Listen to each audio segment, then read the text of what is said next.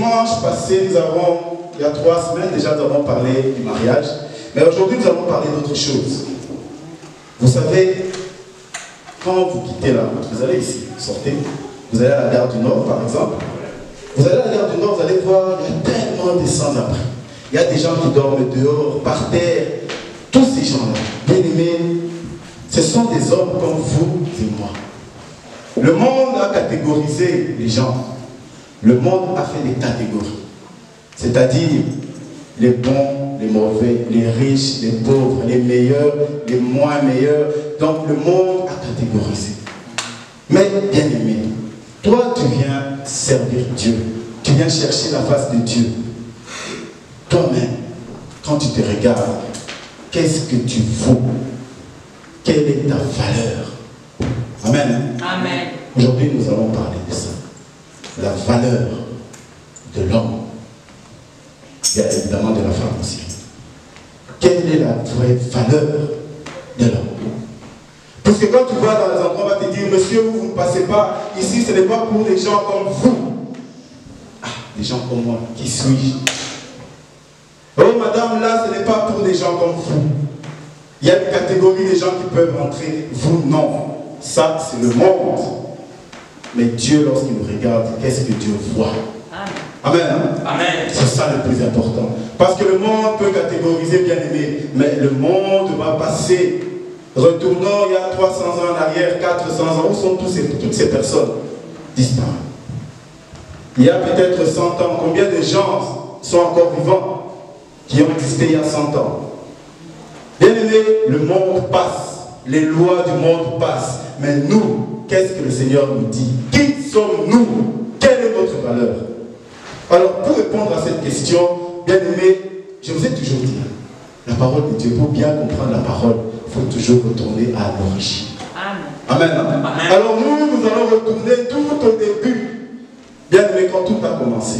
Et tout a commencé, c'est Adam, que vous connaissez. Amen. Amen. Je ne vais pas parler d'Adam et Ève, maintenant je parle d'abord d'Adam. Parce qu'on avait déjà parlé d'Adam. Amen.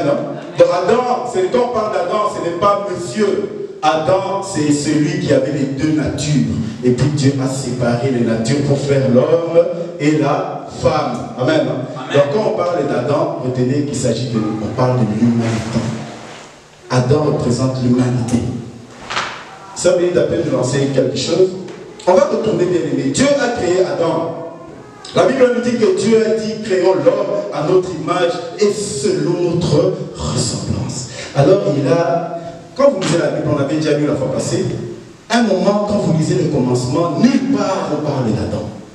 C'est seulement après un certain moment, après la chute de l'homme, que le nom d'Adam apparaît. Mais avant ça, vous pouvez prendre n'importe quelle version des Bibles. Avant la chute, afin qu'il mange la pomme, la fameuse pomme. Bien aimé, le fruit interdit. Il n'y avait pas de nom d'Adam. On ne parlait jamais d'Adam. Mais c'est après avoir péché que Dieu a dévoilé le nom d'Adam. Et on avait déjà parlé de ça. Adam, ce n'est pas un nom. Adam, ce n'est pas un prénom. Mais Adam, c'est quoi? C'est un code.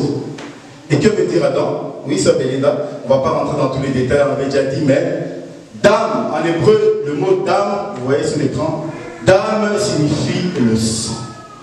D'ailleurs, en swahili aussi, on dit dame, c'est un peu comme en hébreu, c'est le sang. Et le A que vous voyez, c'est la première lettre de l'alphabet hébreu. En hébreu, les lettres, c'est pas comme chez nous. En hébreu, chaque lettre correspond à un nombre. Et le A dans la lettre hébraïque représente le 1, qui est l'unité indivisible dont Dieu. Alors, Adam signifie le sang connecté à Dieu. Vous vous souvenez, on avait parlé de ça. Amen. Amen. Donc, Adam, ce n'est pas un prénom. C'est vrai que, bon, moi, on est habitué à voir Adam comme un prénom, mais Adam, c'est un code. C'est-à-dire que maintenant, après avoir péché Adam, homme, maintenant, pour devenir mon fils ou ma fille, il faut que ton sang reste attaché à moi, dit l'Éternel. C'est ça le code Adam. Alors bien aimés, nous tous, nous venons d'Adam. Nous sommes tous descendants d'Adam. Tous. Mais le monde nous a catégorisés. Et vous allez voir, comme on parle du sang, amen, non? Amen. il s'agit du sang. Vous allez comprendre le mystère qu'il y a derrière le sang. Parce que dans le temple, au temps de Moïse, il y a longtemps, chaque fois qu'on faisait quelque chose, pour un péché, pour une requête, pour une demande, il fallait verser le sang des animaux. Et bien aimé, à un moment on se pose la question, mais pourquoi Dieu voulait toujours le sang? Amen. Pourquoi toujours le sang? Et si vous allez sur Internet, vous allez voir des gens qui racontent des choses. Mais Dieu, il était sanguinaire. Pourquoi il y avait toujours du sang? Amen. C'est comme ça que les gens vont réfléchir. Pourquoi il y avait toujours du sang? Pourquoi il fallait tuer les animaux? On a compté, bien aimé, depuis le tout premier sacrifice au temps de Moïse jusqu'à aujourd'hui, on a estimé environ 1 milliard, donc 1000 millions d'animaux qui ont été sacrifiés. Amen. Donc c'est-à-dire que quand tu fais un péché, par exemple, tu as volé, tu veux demander pardon à Dieu, qu'est-ce que tu fais? Tu amènes un agneau ou un taureau. Tu l'amènes au temple, on lui coupe la tête, on prend son sang, on va verser son sang. Et après, on va prier pour que tu sois pardonné. Mais demain, quand tu pêches encore, tu reviens encore avec un animal. Comptez maintenant le nombre d'animaux. Amen. Amen. Donc il y avait toujours du sang. Mais pourquoi Dieu voulait seulement le sang? Alors, c'est ce que nous allons découvrir. Prenons les livres de Lévitique, au chapitre 1. Nous allons lire ce que Dieu a dit à Moïse. Le livre de Lévitique, quand vous le prenez, quand vous lisez la Bible, bien aimé, Lévitique, c'est le livre qui parle de toutes les lois et tous les préceptes que Dieu avait donnés à Moïse. Amen. Quand vous lisez le livre de Lévitique, vous allez voir, Dieu dit, si quelqu'un fait ceci, tu feras ça.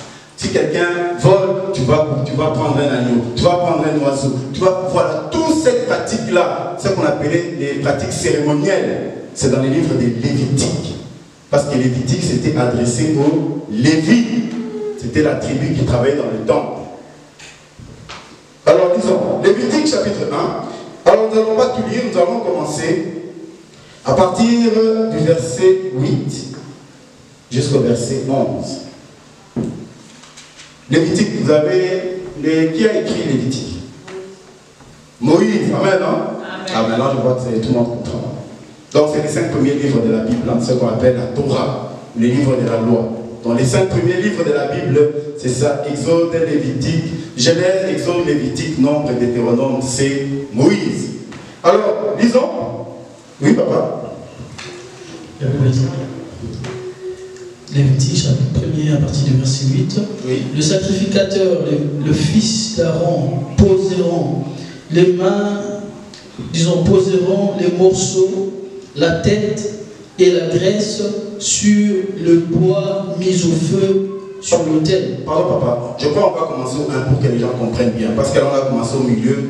Amen. Juste pour la bonne compréhension, hein, on va commencer au premier verset. Jusqu'au verset 10. L'Éternel appela Moïse de la tente d'assignation. Il lui parla et dit: parle aux enfants d'Israël et dis-leur, lorsque quelqu'un d'entre vous fera une offrande à l'Éternel, il offrira du bétail, du gros ou du menu bétail.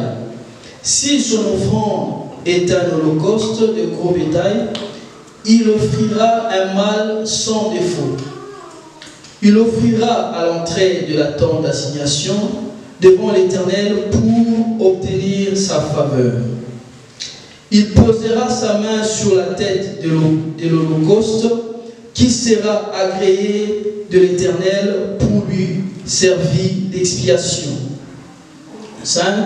Il égorgera le veau devant l'Éternel et le sacrificateur, fils d'Aaron, offriront le sang et les répandront tout autour sur l'autel qui est à l'entrée de la tente d'assignation. Pardon, papa, avant de continuer, qu'est-ce qu'il dit? Il dit les fils d'Aaron quoi? Offriront quoi? La chair. Le sang. Le sang. Amen, hein? Amen. Les fils d'Aaron offriront le sang et ils le répandront tout autour de l'autel. Oui, papa. 6. Oui. Il dépouillera l'holocauste et le coupera par morceaux. Le fils du sacrificateur Aaron mettront du feu sur l'autel et arrangeront du bois sur le feu.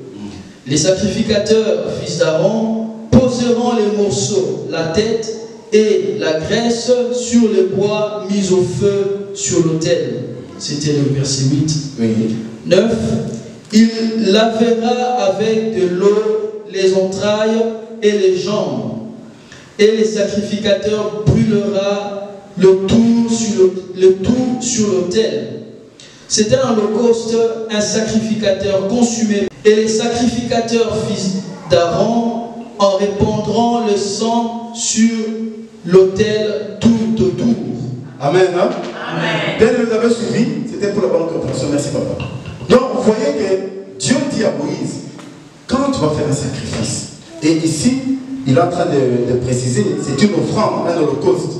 Un holocauste, c'était les sacrifices qu'on donnait de chair, c'était la chair. Ça veut dire que tu viens avec un bouc, une chèvre, mais il y avait d'autres sacrifices qu'on donnait, c'était des plantes. L'holocauste concernait tout ce qui était la chair. Alors, il dit, quand tu vas donner l'holocauste, les sacrificateurs couperont la tête, ils vont répandre le sang. Bien aimé, plus d'1 million de personnes. Chacun amène un animal, et pas une fois. Imaginez le nombre d'animaux que Dieu a demandé de tuer pour pardonner ou pour une requête. Et vous allez voir, si on ne va pas tout lire, mais quand vous allez au chapitre 3, toujours Lévitique, au chapitre 3, il va dire au verset 2, il dit, il posera la main sur la tête, et là, c'est les sacrifices d'action de grâce. Ça veut dire quoi? Pour dire merci à Dieu. Dieu t'a donné quelque chose, tu veux dire merci. C'est ça un sacrifice d'action de grâce. Aujourd'hui, on a transformé ça en argent. Quand tu dis viens avec ton sacrifice d'action de grâce, c'est l'argent. Non, bien aimé, le sacrifice d'action de grâce, ce n'est pas l'argent, c'est un remerciement. Amen. Alors, Dieu dit, lorsque tu veux faire un sacrifice d'action de grâce, dire merci à Dieu, tu amènes un animal. Et au verset 2, il dit, et les sacrificateurs, fils d'Aaron, répandront le sang sur l'autel, tout autour. Encore répandre le sang, pour dire encore merci. On passe, on va pas tout lire. Au verset chapitre 4, là, c'est écrit, le titre, c'est sacrifice d'expiation. Ça veut dire pour les péchés. Tu as péché, tu veux te faire pardonner. Et Dieu dit la même chose. Quand on lit au verset 5, les sacrificateurs ayant reçu l'onction prendra du sang du taureau et le portera dans la tente d'assignation. Bien aimé, à chaque fois il fallait prendre du sang. Maintenant, la question est, pourquoi Dieu voulait autant le sang? Alors maintenant, je vais t'expliquer. Adam a péché. Adam, Ève, ils ont péché. Dieu a créé Adam, et Adam, c'est quoi? C'est le sang connecté à Dieu. Donc, dans le nom d'Adam, c'est-à-dire dans la nature de l'homme, il y a le sang. Et Dieu dit dans sa parole que l'âme se trouve où? Dans le sang. L'âme se trouve dans le sang. Alors, bien aimé, maintenant que Adam a péché, Dieu avait dit à Adam dans le jardin d'Éden, je vais paraphraser, parce qu'on ne va pas tout lire, je paraphrase. Dieu dit à Adam et Ève, il dit, si tu manges de ce fruit, ça veut dire si tu désobéis, tu mourras. Donc, en d'autres termes, si tu ne désobéis pas, tu vivras. Mais Adam, qu'est-ce qu'il a fait? Il a désobéi. Il a mangé de l'arbre de connaissance du bien et du mal. Donc, qu'est-ce que Dieu devait faire? Dieu devait le faire mourir. Mais on ne parle pas de la mort physique. Il s'agit de la mort éternelle. Amen, non? Donc, comme Adam avait désobéi à Dieu, il était déjà dévoué, bien aimé, il était condamné à mourir. C'est ça. Mais le Seigneur dit non. Alors, c'est là où intervient maintenant Dieu dans sa nature de sauveur. Il dit, mais non. Si tu tues l'homme, tu détruis l'homme, ça veut dire que le plan de Dieu a échoué. Mais Dieu n'échoue jamais. Amen. Amen. Dieu n'échoue jamais. Alors Dieu va faire une autre chose, un autre plan. Qu'est-ce qu'il va faire? Dieu va dire, ok, l'homme a péché. Il doit mourir. Mais, comme il y a quelqu'un qui veut se sacrifier à sa place, je vais le laisser vivre, mais quelqu'un d'autre va mourir pour lui. Amen, non? Maintenant, qui va mourir pour lui? Et c'est à ce moment, bien aimé, qu'intervient Jésus, mais bien après, sur la terre. Amen. Mais en attendant, Dieu dit, comme l'homme a péché, qu'est-ce que je vais faire? Je veux chaque fois que vous allez rappeler, vous allez rappeler le sang d'Adam. Ça veut dire le sang qui a péché, le sang doit être corrigé. Bien aimé, si je prends ça, je me casse, ce n'est pas à moi. Et qu'on me dit de payer, qu'est-ce que je vais payer? Je viendrai payer avec un gobelet? Non. Je dois payer avec la même valeur. Amen. Avec l'équivalence de ça. Tu veux t'acheter une voiture, tu vas, on te dit la voiture 50 000 euros, 40 000. Toi, tu viens avec 38 000, tu ne ressors pas avec la voiture. Tu dois amener l'équivalence. Amen. Alors, l'homme, bien aimé, Dieu a créé l'homme, Adam. Adam avait une certaine valeur. Alors, Dieu cherchait l'équivalence d'Adam pour sauver Adam qui avait fait cette faute.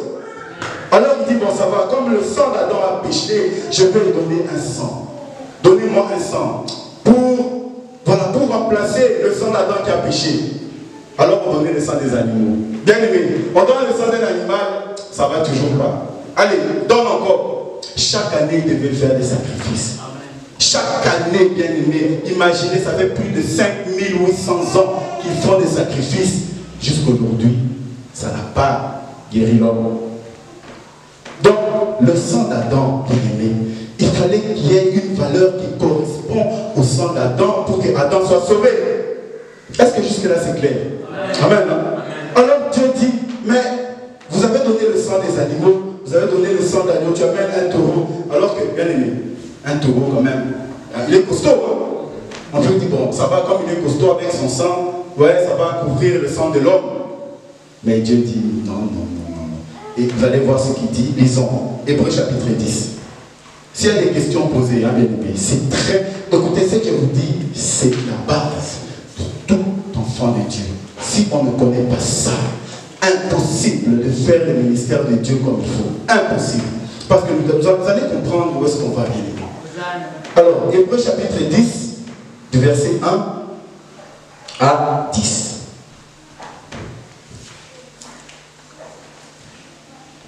Voilà, Hébreux. On peut lire? Hébreux. Oui. En effet, la loi qui possède une ombre de bien à venir, Oui. et non l'exacte représentation des choses, Oui. ne peut jamais, par le même sacrifice qu'on offre Oui. en perpétuité chaque année, amener les assistants à la perfection. Pardon, papa. Ça veut dire quoi? Ça veut dire qu'il y a des sacrifices qu'on amène chaque année. Si moi j'ai péché, aujourd'hui j'amène un animal, je donne comme sacrifice. Demain j'amène un animal. Bien aimé, normalement, le fait d'amener un animal comme sacrifice, ça aurait dû me laver de mes péchés. Mais ici la Bible dit, impossible. Bien qu'il a donné, ça aurait dû me purifier. Mais ça n'a pas purifié le sang des animaux. Oui, papa, continuons. Autrement, n'aurait-on pas cessé de les offrir, parce que ceux qui rendent ce culte, étant une fois purifiés, n'auraient plus eu aucune conscience de leur péché. Ah, bien aimé. Normalement, celui qui a demandé un sacrifice, tu as amené un animal, on a tué l'animal pour toi. Normalement, ton péché devait être effacé. Tu ne devais même plus te souvenir de ça. Mais la Bible dit que ce n'est pas le cas. Malgré le sang qui a été versé, tu avais toujours conscience de ton péché. Et tu restais toujours pécheur. Oui, papa, continuons. Mais le souvenir de péché est renouvelé chaque année par les sacrifices. Oui. Car il est impossible que le sang des taureaux et des boucs ôte les péchés. Merci, papa. Une minute, on va s'arrêter un peu. Bien aimé. Donc, qu'est-ce qu'il dit? Car il est impossible que le sang de taureau et de bouc puisse ôter les péchés. Maintenant, la question que je vous pose, qui avait donné cette loi aux enfants d'Israël de donner un bouc? Dieu. C'est Dieu lui-même. Amen. Amen. Mais Dieu donne la loi et Dieu lui-même dit que c'est impossible d'ôter les péchés. Mais pourquoi tu nous as donné cette loi? Amen. Pourquoi tu nous as demandé d'amener autant d'animaux, mais tu nous dis à la fin que ces animaux-là ne pouvaient même pas ôter les péchés? Amen. Bien que ça, c'est le mystère du sang. Le sang qu'on amenait pour les animaux, c'était pour essayer de contenir, c'est-à-dire que ce sang-là remplace le sang d'Adam qui avait péché. Comme ça, au lieu de tuer Adam, on tue un animal. Lui, je le laisse libre, mais je vais tuer cet animal à sa place. Mais Dieu voit que le sang là ne correspond pas. Amen. Amen. Le sang de l'animal ne correspond pas au sang de l'homme. Impossible. Alors on a mis des animaux. Mais tout ça, ça faisait quoi? Ça ne faisait que calmer Dieu. Mais ça ne enlevait pas tes péchés. Et il continue, il dit, oui papa. Oui, maintenant. Donc je disais, car il est impossible que les sangs des taureaux et des boucs ôtent les péchés. Oui. C'est pourquoi Christ, entrant dans le monde, dit. Christ entrant dans le monde, ça veut dire que Jésus a quitté le ciel. Bien aimé. Il entre à peine, on ne dit pas quand il est né. Non. Christ entrant dans le monde, ça veut dire quand Christ quitte le ciel, il rentre dans le ventre de Marie. Si on devait faire l'échographie, on n'allait même pas le voir. Amen. Amen. Donc Christ rentrant dans le monde dit, oui. Dit, tu n'as voulu ni sacrifice, ni offrande, mais tu m'as formé un corps. Tu n'as agréé ni holocauste, ni sacrifice pour le péché. Oui, papa. Alors, papa, s'il te plaît. Bien aimé, est-ce que vous comprenez un peu? Donc Jésus dit maintenant à Dieu, quand il entre dans le monde, il dit, mais tu n'as agréé ni sacrifice, ni holocauste. Mais c'est toi qui nous as demandé de faire des sacrifices. Amen, non? Amen. Mais c'est Dieu qui nous a demandé de faire des sacrifices. Les gens ont fait des sacrifices et Jésus dit, tu n'as agréé. Alors ce sacrifice-là servait à quoi? Amen, non? Ça servait à quoi autant de sang, bien aimé, versé? Plus d'1 milliard d'animaux, plus d'1 milliard. Mais il dit que tu n'avais agréé ni sacrifice ni holocauste, mais tu nous avais demandé. Amen, hein? Amen. Bien aimé, l'homme, nous devons savoir quelle est notre valeur. Oui, papa, continuons. 6. Oui. Tu n'as agréé ni holocauste ni sacrifice pour le péché. Alors j'ai dit, voici, je viens. Dans le rouleau du livre, il est question de moi. Oui. Pour faire, ô Dieu, ta volonté. Amen. Après avoir dit d'abord, tu n'as voulu et tu n'as agréé ni sacrifice, ni offrande, ni holocauste, ni sacrifice pour le péché. C'est qu'on offre selon la loi. Il dit ensuite, voici, je viens pour faire ta volonté. Il abolit ainsi la première chose pour établir la seconde. Amen. C'est en vertu de cette volonté que nous sommes sanctifiés par l'offrande du corps de Jésus-Christ une fois pour toutes. Bien aimé, une fois pour toutes. Alors qu'est-ce que Paul dit? Parce qu'Hébreu, quand vous regardez Hébreu, on ne connaît pas qui est l'auteur d'Hébreu, mais nous savons que les écrits ressemblent aux écrits de Paul.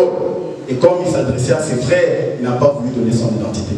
Amen, non? Amen. Alors, bien aimé, Paul dit maintenant, il dit, mais tu n'as créé ni sacrifice, c'est Jésus qui parle, tu n'as créé ni sacrifice, ni holocauste, mais tu m'as dit, tu m'as formé un corps. Maintenant, pourquoi Dieu a formé le corps? Voilà, des fois on croit que Jésus c'est un homme comme ça, il se promène dans le ciel, il fait des 100 pas, il est en train de tourner là dans le ciel. Amen, non? Amen. C'est ça que nous croyons. Que Jésus c'est un homme comme nous en train de marcher dans le ciel, il tourne, peut-être même il s'ennuie parce qu'il n'y a personne. Bien aimé, c'est fou.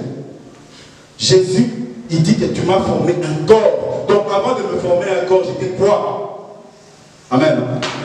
Pour voir la grandeur que Jésus c'est Dieu lui-même. Alors il a formé ce corps, mais le corps qu'il a formé c'est le corps de Adam. Et il dit maintenant, je viens faire au Père ta volonté. Mais la volonté de Dieu c'était quoi? La volonté de Dieu. La Bible, il vient de dire à peine qu'on a donné des sacrifices pour sauver Adam, tu n'as pas voulu. Alors maintenant, tu m'as formé un corps pour faire quoi? Pour venir sauver Adam. Amen, non? Amen. Et le corps que Dieu a formé à Christ, qu'est-ce que ce corps contenait? Le sang, qui est équivalent au sang de Adam. Amen, non? Amen. Quand tu fais une faute, bien aimé, tu vas pas, c'est toi qui vas dire pardon. À la limite, ta famille. Mais tu ne vas pas envoyer un animal. Allez, chèvre, toi, va chez les voisins, va dire pardon. Bien aimé, il va accepter. Non. Il faut l'équivalence. Alors, pour sauver Adam qui avait péché, bien aimé, il fallait amener un sang qui était équivalent au sang de Adam. Amen, non? C'est pourquoi le sang des animaux, bien aimés, n'avait pas la capacité de sauver l'homme. Parce que le sang de l'homme bien-aimé, vous savez, les gens souvent, vous savez, quand on parle avec les gens, ils vont vous dire, mais on a le sang rouge, hein, et nous sommes des animaux. On n'est pas la même chose. Pas du tout, c'est pas parce que le sang est rouge. Nous avons un sang qui est connecté. Vous vous souvenez encore de l'homme animal et de l'homme adamique. Amen, non? Lorsque le sang n'est plus connecté à Dieu, tu deviens un homme animal. C'est là où tu vas voir que l'homme est animé de méchanceté, d'animosité. Il veut détruire parce qu'il ressemble à un animal. Il n'a plus cette connexion avec Dieu. Mais nous, bien-aimés, nous sommes des hommes adamiques. Mais le sang bien-aimé de l'homme ne correspond pas au sang des animaux. C'est pourquoi, bien-aimé, autant d'animaux qu'on a donnés chaque année, c'était impossible de pouvoir sauver l'homme. Alors Jésus a dit, je viens, Père, pour faire ta volonté. Alors qu'est-ce que Jésus a fait? Il a amené le sang qui correspond à l'homme. Amen. Hein? Alors bien-aimé, tu cherches ta valeur. Bien-aimé, ton sang correspond au sang de Jésus. Amen. Hein? J'ai dit, le sang de l'homme correspond au sang de Jésus. Vous n'avez pas compris, Koto. Le sang correspond au sang de Jésus. Amen. Le sang de l'homme correspond au sang de Jésus. Alors la valeur de l'homme, bien-aimé, notre valeur, c'est la valeur de Jésus. Bien-aimé, acclamez pour la gloire de notre Dieu. Bien-aimé, l'homme que nous sommes, bien-aimé, il a cherché, il fallait trouver ce sang. Dieu a cherché pendant des millénaires, des siècles. Il n'y avait pas. On a tué des taureaux, des moutons, des chevaux. Ils ont tué. Impossible, bien-aimé, de trouver le sang de l'homme. Il fallait qu'un sang qui correspond à l'homme vienne. Et c'était Jésus-Christ. Amen. C'est pourquoi tu te demandes qui tu es. Quelle est ta valeur? Bien-aimé, tu vaux à Jésus-Christ. Amen. Tu vaux à Jésus-Christ. C'est pourquoi il a dit, tel je suis, tel vous êtes. Amen. Alors bien aimé, on n'a pas compris ces choses. Tant qu'on ne comprend pas, comment veux-tu prier? On va voir quelque chose. Tu peux nous lancer un slide.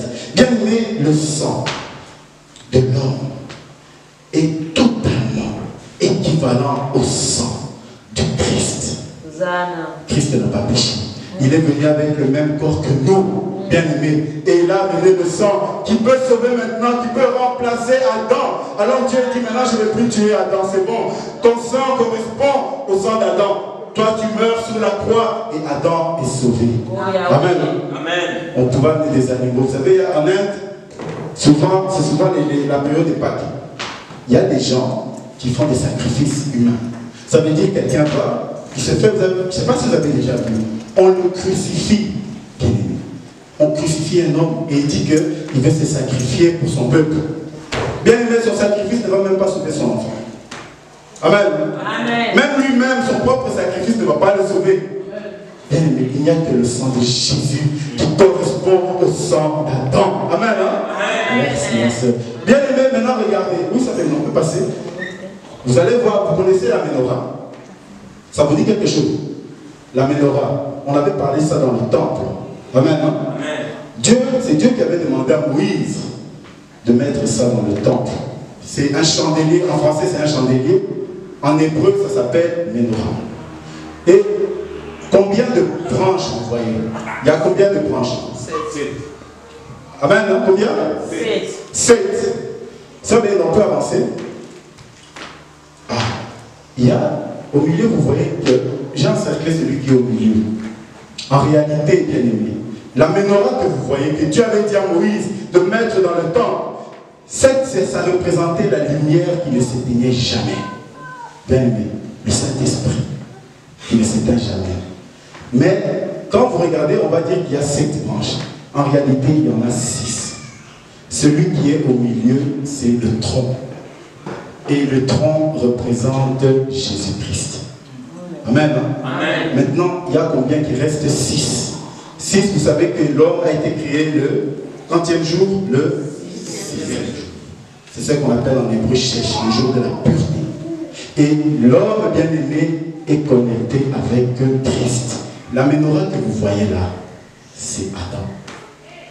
Amen. Hein? Amen. Ça veut dire, les 6 là, c'est le sang, l'homme qui est connecté à Jésus, à Christ, bien-aimé. Mais il y a quelque chose qui nous frappe. Regardez le niveau des bougies, des lumières. Est-ce qu'il y a une lumière qui dépasse l'autre? Ça veut dire que Jésus et nous, il nous a donné, vous imaginez un peu la confiance que Dieu donne à l'homme. Ça veut dire l'homme et Christ, vous avez exactement la même lumière. Amen. Hein? Exactement la même lumière pour dire quelle est la valeur de l'homme, bien-aimé. L'homme a une valeur, bien-aimé, qui correspond à la valeur de Christ. C'est pourquoi les lumières étaient égales. Sinon, on allait mettre Christ plus haut, nous en bas. Tu devais connaître la valeur. Alors tu te regardes toi, parce que tu vois que je suis un bonhomme, je marche, peut-être je ne travaille pas, peut-être j'ai rien, et tu te dis, mais à quoi je vaux? Tu vaux à Christ. Amen. Amen. Tu vaux à Christ. C'est ça ta valeur. C'est pourquoi, mais pourquoi croyez-vous que le diable est en train de chercher à nous assailler? Il se prend pourquoi? Il regarde, voit qui nous sommes. Nous devons nous-mêmes savoir qui nous sommes. Si nous ne savons pas qui nous sommes, bien-aimés, comment nous allons faire le ministère? Oui, ça fait là. Passons un peu. Je vais vous montrer 3 images. On commence par la première. L'image que vous voyez, c'est qui? C'est ce qu'on appelle un mendiant, un sans-abri. Amen, non? Amen. Un sans-abri. Il est là, il demande l'argent. Pauvre. Deuxième image. Ça, c'est quoi? C'est qui? Fou. Amen, non? C'est un fou. Ici, peut-être, on ne les voit pas beaucoup dans les rues. Hein. Mais au Congo, tu vois, des fois, tu marches comme ça, tranquille, au monde, mon cabimé, Amen. Amen. Il y en a peu. C'est un fou. Et la troisième image, ça, c'est qui? Un homme élégant, un boss, peu importe. Un Congolais, voilà. On voit que c'est un Congolais avec la canne. Amen. Hein? Amen. Donc maintenant, bien aimé, les 3 individus-là, lorsqu'on les regarde, quand ici sur la terre, quand tu les vois, tu vas catégoriser. Je vais commencer par celui qui est en voiture, après peut-être le pauvre, le fou qui ne m'approche même pas. Amen. Hein? C'est ce que le monde va faire. Mais il y a quelque chose qu'ils ont en commun. Bien aimé, c'est quoi? Le sang. Amen. Oui, c'est le Dieu. Amen. Hein? On attend plus la gloire de Dieu. Amen. Bien aimé, ils ont le sang. Bien aimé, ils ont le sang. Ça veut dire, bien aimé, le riche qui est là, il a le sang. Alors il va se dire, bon, moi je suis riche, voilà, j'ai l'argent, j'ai tout. Alors tu viens à l'église, tu dis Jésus est mort pour moi. Et tu vas chanter, tu vas danser, tu dis Jésus est mort pour moi. C'est pourquoi j'ai des voitures, c'est pourquoi j'ai des maisons. Mais le fou que vous voyez là, bien aimé, ce fou-là, pour ce fou-là, on a donné 1 milliard d'animaux, on n'a pas su le sauver. Amen. Amen. On a donné des animaux pour sauver ce fou que vous voyez, on n'a pas su. Et c'est pour ce fou-là que Jésus a dit, tu n'as voulu ni sacrifice ni offrande. Alors je viens faire ta volonté pour sauver ce fou-là. Amen. Alors bien aimé, voyez la valeur de l'homme, bien aimé. Dieu quand il nous regarde, Dieu ne regarde pas comme le monde regarde. Le monde va nous catégoriser, mais lorsque tu sais qui tu es, lorsque tu regardes, aujourd'hui, je sais qu'à partir de cette image, quand vous allez voir un fou, la première pensée, ça sera, il a le sang. Amen. Amen. Et Dieu est venu. Il n'a pas trouvé un sang qui correspond au sang de ce fou. Sur la terre, on l'appelle fou, chéri, voyou, peu importe. Mais quand Dieu regarde, Dieu voit le sang d'Adam. Que aucun ne peut sauver sur la terre. Il n'y avait que le sang de Jésus pour sauver celui-là, ce fou-là. Alors bien aimé, c'est pourquoi nous, enfants de Dieu, le plus petit, le plus pauvre, celui qu'on néglige, qu'on rejette, nous, enfants de Dieu, nous devons savoir que celui-là, il est Christ. Alors, comment je vais traiter cet homme? Comment je vais prier pour celui-là? Bien aimé, c'est comme ça que lorsque tu as un ministère, tu es appelé à prier, tu es appelé à intercéder, tu vas te dire, je vais prier pour cette personne parce que cette personne est à l'image du Christ. Alors je vais prier. Je ne vais plus regarder qu'il soit pauvre, qu'il soit riche, qu'il soit mendiant. Je ne veux plus regarder ça. Je vais regarder le sang qui est en lui. Amen. C'est pourquoi, bien aimé, qui es-tu, homme, pasteur, peu importe, qui es-tu pour catégoriser dans ton église? Parce que quelqu'un vient, peu importe, avec son offrande. Ou alors quelqu'un vient avec des francs congolais, comme ça se passe. Tu ne donnes pas les dollars. Moi je suis un homme. Qui a dit que tu es meilleur que lui? Qui a dit que tu es plus grand que lui? bien-aimés. Ce n'est pas la fonction qui fait de nous des grands hommes. Bien-aimés, nous sommes dans le sang. Cet homme-là, si cette personne a le sang, toi tu crois, c'est parce que toi, il y a des chaises là-bas. Jamais je me suis assis. Je peux s'asseoir pour autre chose, mais venir comme ça, on va s'asseoir là-bas. Le groupe des serviteurs, allez là-bas. Les autres restent en train de transpirer avec la chaleur. Nous, on met un climatiseur avec du coca, des bien-aimés. Pourquoi? Parce que nous sommes plus grands. Bien-aimés. Il n'y a pas de plus grand. Le seul qui est plus grand, bien-aimé, c'est lui qui a le sang. Parce que celui-là, bien-aimé, il a le sang. Il ressemble à Jésus. Alors, bien-aimé, si nous comprenons maintenant que tout homme sur la terre, pauvre ou riche, mendiant ou pas, si nous comprenons que cette personne est Christ, nous allons prier pour cette personne. Tu vas prier pour cette personne. Tu ne vas plus regarder que non, on a dit je ne l'aime pas, je ne l'apprécie pas. Mais qui es-tu? Qui es-tu? C'est faux. Bien-aimés, nous devons connaître notre valeur et reconnaître la valeur des autres. Amen. Tout homme que tu vois est l'image de Christ. Amen. Christ est mort pour cette personne. On a cherché le sang partout sur la terre pour sauver cet individu. Impossible de trouver. Alors aujourd'hui, on va nous catégoriser. Oui, bon, lui c'est un roi, il peut rentrer. Oui, ça c'est la terre. Qu'il aime. Mais dans le ciel, Dieu ne voit pas ça. Vous connaissez l'histoire du riche et Lazare. Jésus a dit, mais cet homme a bien vécu dans son monde quand il était vivant. Et maintenant qu'il meurt, il se retrouve dans les lieux de tourment. Alors que l'autre qui était pauvre et qui n'avait rien, il se retrouve dans le sein d'Abraham, dans les lieux de repos. Amen. Bien-aimé, ce n'est pas ta position dans le monde qui te donne la valeur. Ça, c'est la valeur apparente. Mais la véritable valeur, bien-aimé, c'est que Jésus-Christ soit en toi. Amen. Hein? Amen. Désormais, bien-aimé, le Seigneur veut que nous considérons tout le monde, en sachant que quelles que soient les catégories, il y a une chose qui nous unit, c'est le sang. Et ça, personne ne peut racheter. Personne ne peut racheter. Personne. On va vous donner la valeur. Oh, cette personne n'a pas de valeur. Cette fille n'a pas de valeur. Cet homme n'a pas de valeur. Bien aimé, rien ne peut te racheter. C'est pourquoi la valeur d'un homme est inestimable. Impossible. Destiné. Sur cette terre, impossible. Parce que vous savez, dans les sacrifices, il n'y avait pas que des animaux. Il y avait aussi des plantes. Mais les plantes n'ont pas su sauver l'homme. Les animaux n'ont pas su sauver l'homme. Le sang d'un animal n'a pas su sauver l'homme. Mais nous devons vraiment savoir, avoir cette conscience. Parce que Dieu va nous appeler dans des mystères. Il va t'appeler à prier, à être intercesseur, à être pasteur.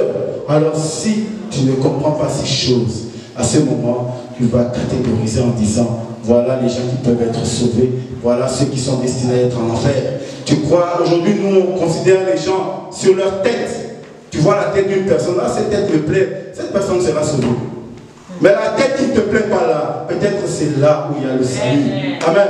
Peut-être c'est là où il y a le salut. Alors arrêtons de catégoriser comme le monde fait. Laissez le monde faire les choses du monde. Nous faisons les choses célestes.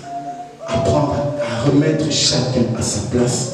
Bien aimé, l'homme doit connaître sa valeur. Nous avons la valeur du Christ. Que rien sur la terre ne peut nous acheter, rien sur la terre ne peut nous remplacer, à part Christ lui-même. Amen. Voilà, que Dieu